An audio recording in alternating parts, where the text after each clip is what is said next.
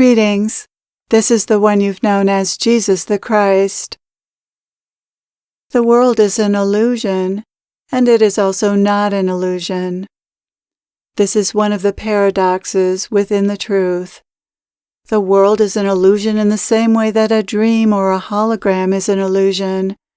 It's created by someone outside the dream or hologram to appear real, while it isn't real. It's an illusion. An illusion is something that seems to be real, but isn't.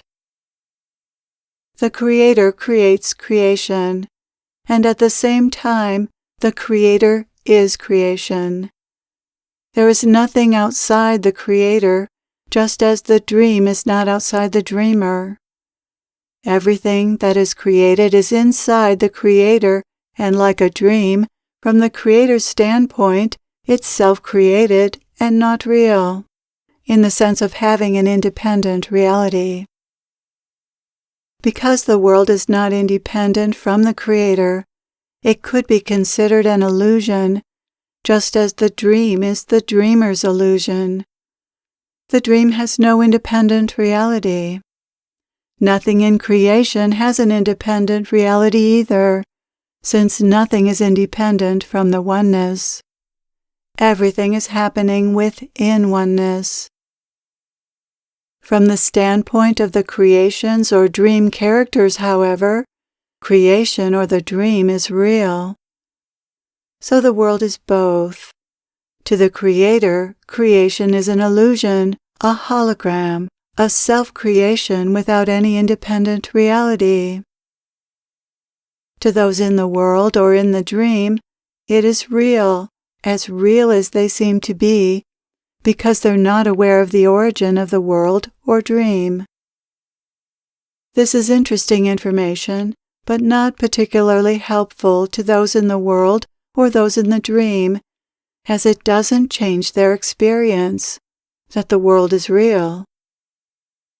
The only benefit this knowledge has is helping people gain a perspective other than the generally oppressive one held by their egos, since the experience of the world when you're in it is essentially the experience your ego is having.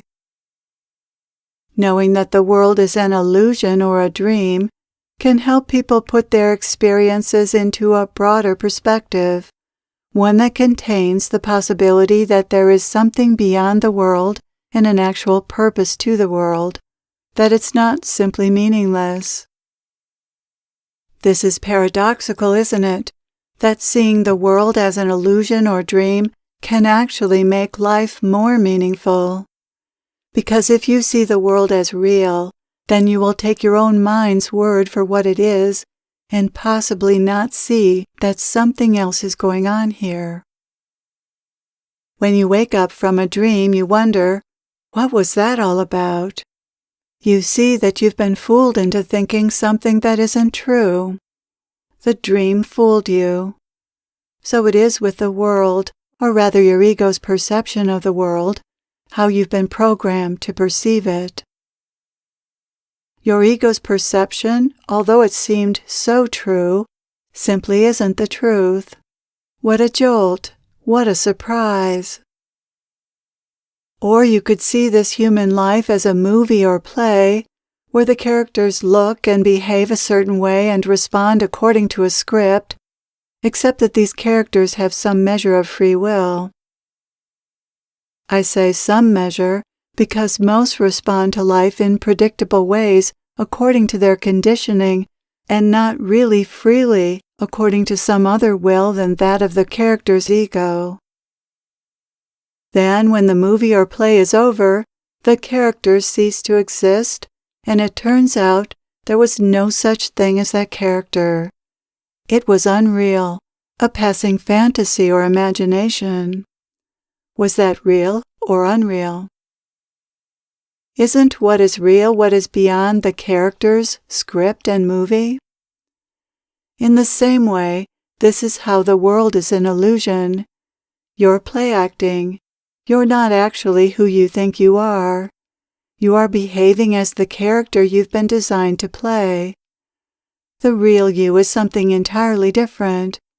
the real you designed and created all of it. From the real you's perspective, this world and its characters are its creations, its imaginations come to life. But from the perspective of creation, this life feels and seems completely real. There is little point in arguing whether life is an illusion or not, since both statements are true in their own way. However, if you misunderstand this teaching and think that the world is an illusion means that nothing you do matters and that there's no meaning or purpose in creation, you would be wrong. The world is an illusion doesn't result in a world that has no meaning or purpose. The world is an illusion just means that there are two levels of reality, one more real than the other. And yet this isn't realized while one is in the world or while dreaming at night until one wakes up from the dream or has a spiritual awakening. Then it's possible to see the truth, that the world is not how it seems to the ego. The ego's perceptions were not real. They weren't aligned with the truth. Then it's possible to see more about the truth, to explore it more fully and see how it's different from what you once believed. The lies of the egoic mind are exposed. The dream is seen for what it is. The truth is finally uncovered. And then it's possible to live in the world more comfortably and to love the world and be grateful for the gift that life and creation are.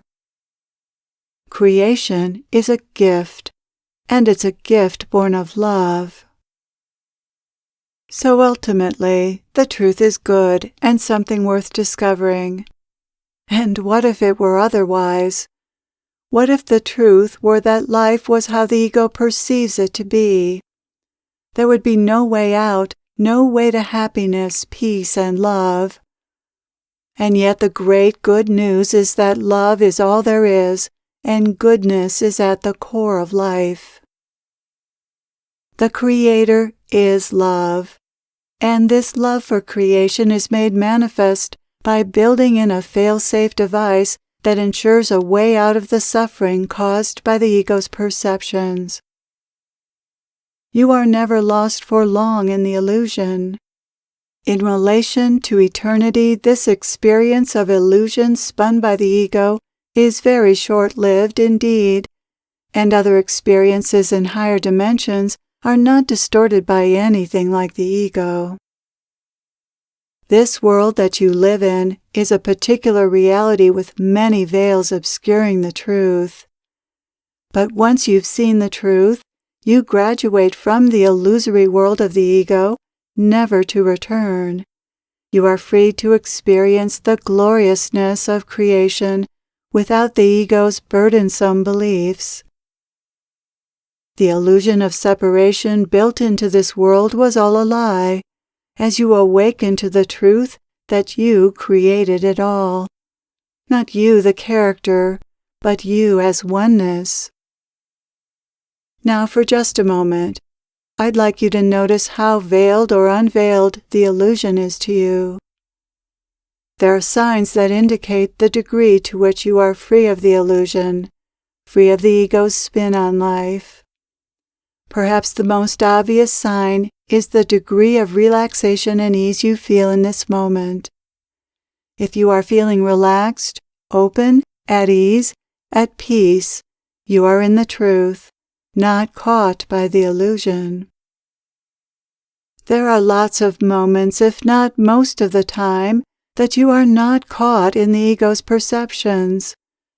The truth is not really so difficult to see and experience. When you're aligned with it, you relax and are just letting everything be as it is and enjoying everything just as it is. This state is so simple, so ordinary, that the ego overlooks it, discounts it, and then tries to draw you out of it. To the ego, this isn't enough. And why should we be surprised when that's the ego's constant experience. Life isn't good enough. I'm not good enough. That person isn't good enough. But life is what it is, and what it is always good enough, because the truth is there is no such thing as good or bad. These are words, like so many that create the illusion and hold it in place. So watch out for these words. They'll take you out of the truth or keep you from seeing the truth. Life is good. Life is exactly as it needs to be. All is well and always has been. Whatever might argue with these statements is your egoic mind, which assumes it knows how life should be, what is good and desirable and what is not. But does it know this? What is the ego anyway? The ego is not an entity that has intelligence. It's not any kind of entity, not even an unintelligent one. It doesn't have consciousness, so how could it know the truth? How could it know anything? The ego doesn't have a mind. It doesn't think. It doesn't evaluate.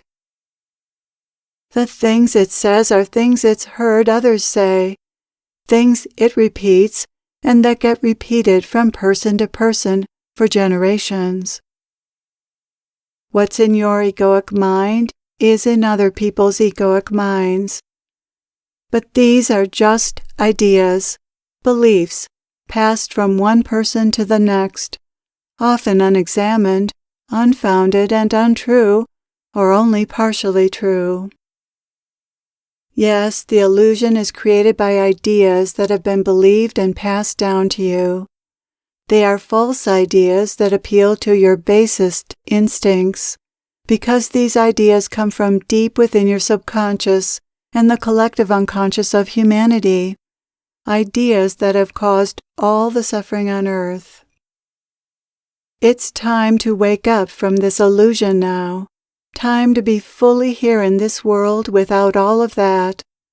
Time to be in the truth, to be in this simple, ordinary moment, stripped of all knowing and all pretense of knowing. Just here, right now, free and simple. We will help you strip away the veils that uphold this illusion and help you stay in the truth. Have this be your prayer today. Thank you for being here. Thank you for your openness. We are with you always.